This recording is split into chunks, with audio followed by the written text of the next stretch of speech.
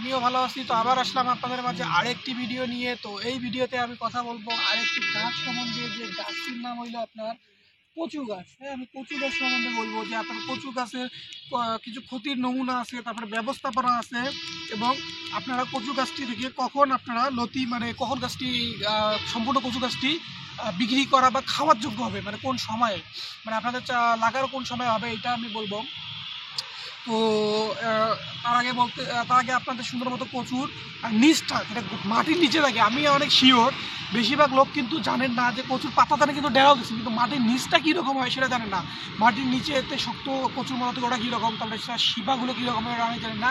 তো এখন আমি দেখা দেবো আপনাদের যে মাটির নিচে যে কচুর যে ইয়েটা থাকে, যেটা থাকে ওইটা কীরকম হয়। তো আসেন আপনাদের দেখাই দিই। তো হচ্ছে কচু গাছ, তো এর গোড়ের অংশটি এই যে এটি, তো দেখেন শেকড়গুলি দেখেন অনেক মোটা টাইপের হয়ে থাকে দেখেন এটি আরো মোটা হবে। তো দেখেন শেকড়গুলি দেখেন ভেতরে এই যে এই অংশটি আপনার এই যে ভেতরে সাদা অংশটি, এই সাদা অংশটি খড় উপযোগী, এই যে সাদা অংশটি। তো দেখেন এই যে এটি খড় উপযোগী, এটি সিদ্ধ করে যা ডাল বা বিভিন্ন ধরনের মাছের সঙ্গে খাওয়া হয়। এই যে এটি দেখেন শেকড়গুলি দেখেন, এটি হচ্ছে সাদা রঙের, এটি হচ্ছে আপনার কিছুটি খয়েরি রঙের বলা চলে। এই যে এটি, তো দেখেন শেকড়গুলি,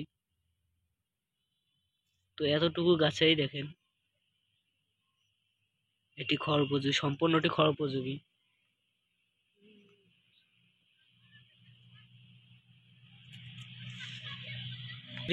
তো আমি দেখলেন তো গোড়াটা কীরকম হয়, তখন ক্ষতির নমুনা বলতেছি।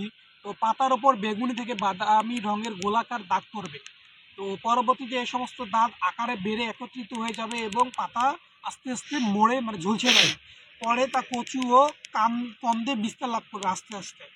তো অনুকূল পরিবেশ আছে যেটাতে উচ্চ তাপমাত্রা, আর্দ্র আবহাওয়া ও পরপর ৩-৪ দিন বৃষ্টি থাকলে এ রোগের মাত্রা কিন্তু আস্তে আস্তে খুব বাড়বে।